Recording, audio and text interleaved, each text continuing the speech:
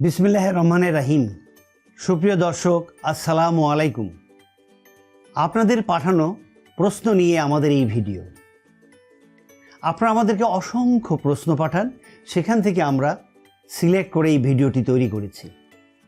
আপনাদের প্রশ্নে আপনারা জানতে চেয়েছেন মাংসের দুর্বলতার জন্যে যে ব্যথা হয় সেই ব্যথার করণীয় কী। দর্শক, মাংসের দুর্বলতাকে আমরা আমাদের ভাষায় বলি মাসেল ইমব্যালেন্স। আর এই মাসেল ইমব্যালেন্স দূর করার জন্যে যে চিকিৎসা, সেই চিকিৎসার নাম হচ্ছে ফিজিওথেরাপি। আপনাদেরকে একটু পুরনো দিনে নিয়ে যেতে চাই। এক সময় ছিল ফিজিওথেরাপি চিকিৎসা শুধু রিহ্যাবিলিটেশন বা পুনর্বাসন অথবা অপারেশনের পরে রুগীদের রিহ্যাবিলিট করার জন্য ফিজিওথেরাপি চিকিৎসা দেওয়া হতো।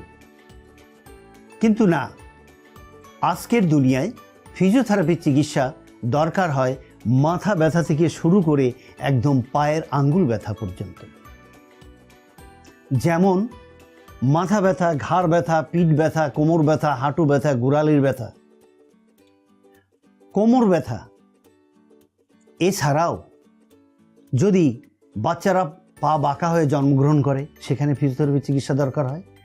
আমরা অনেক সময় বলি না, আমরা সবাই ইগনোর করি একটি বিশেষ কন্ডিশন, অর্থাৎ বক্ষব্যাধি। বক্ষব্যাধিতে যে সমস্ত রোগ হয় তাতে ফিজিওথেরাপি চিকিৎসা অত্যন্ত গুরুত্বের সাথে কাজ করে বা চিকিৎসা করা হয় বা অনেক ইম্পর্টেন্ট।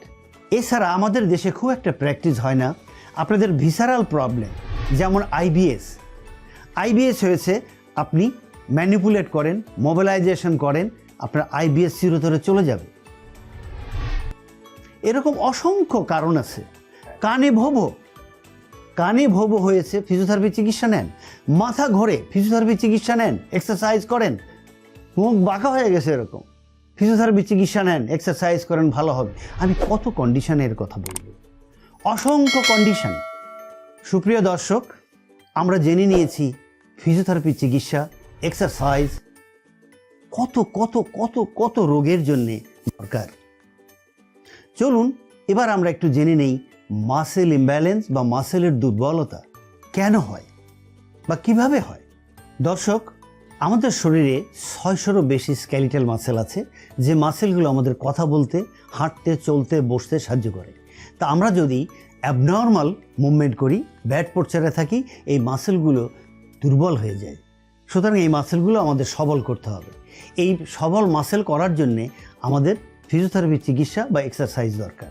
অর্থাৎ যে যে জয়েন্টের মাসেলগুলো দুর্বল হয়েছে, ওই মাসেল যে কাজ করে সেই কাজ আমাদের এগেইনস্ট দ্য রেজিস্ট্যান্স করে তার শক্তি বাড়াতে হবে এবং দুর্বলতা কমাতে হবে। অ্যাজ ফর এক্সাম্পল, আমাদের রিস্টের মাসেল ইমব্যালেন্স বা দুর্বল, তাহলে রিস্টের এইখানের মাসেল কি করে, এইভাবে উঠায়। তো এইভাবে ওঠানোর জন্যে আমি যদি অল্প শক্তি দিয়ে আস্তে আস্তে উঠাতে থাকি এবং গ্র্যাজুয়ালি শক্তি বাড়াতে থাকি এবং গিয়ে আমি হোল্ড করলাম কতক্ষণ, 5 সেকেন্ড। কি বলবো? সুবহানাল্লাহি ওয়া বিহামদিহি, সুবহানাল্লাহি ওয়া বিহামদিহি, সুবহানাল্লাহি ওয়া বিহামদিহি, সুবহানাল্লাহি ওয়া বিহামদিহি, সুবহানাল্লাহি ওয়া বিহামদিহি। আমরা 5 সেকেন্ড হোল্ড করলাম। 1001, 1002, 1003, 1004, 1005 আমরা এটা বললাম। বলে এভাবে আমরা দুর্বল মাসেল, যেখানেই দুর্বল মাসেল আছে সেখানে এই মাসেলগুলোকে, তার কাজ, মাসেলটির যে কাজ, সেই কাজটি এগেইনস্ট দ্য রেজিস্ট্যান্স আমরা করব। আমরা একটা শক্তির এগেইনস্টে করব, তাহলে মাসেলগুলো শক্তিশালী হবে।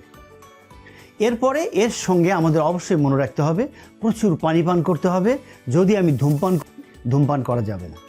খাবার তালিকায় পরিবর্তন আনতে হবে, যেমন আপনি গরু, খাসি এবং মহিষের মাংস খাবেন না। সাদা ভাত, সাদা আটা, সাদা রুটি এগুলো আপনি খাবেন না। দুধের তৈরি খাবার খাবেন না, চিনি খাবেন না, এগুলো আপনার ব্যথা বাড়ায় এবং মাসেল দুর্বল করে।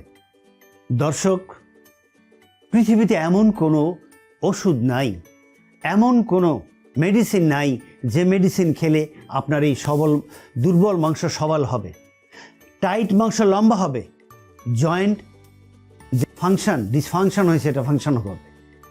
তবে হ্যাঁ, আছে। দর্শক, আশার আলো নয়, এটাই রাইট। আল্লাহ পাক সৃষ্টি করেছেন physiotherapy medicine for today and tomorrow. Physiotherapy medicine, exercise medicine আপনার এই মাংসকে সবল করবে। অনলি এক্সারসাইজ, অনলি ফিজিওথেরাপি আপনার এই দুর্বল মাংসকে সবল করবে। সুপ্রিয় দর্শক, যারা আমাদের সাথে আছেন আপনাদেরকে অসংখ্য ধন্যবাদ। এখনও যারা আমাদেরকে জয়েন করেননি তাদেরকে অনুরোধ করছি আমাদেরকে সাবস্ক্রাইব করুন।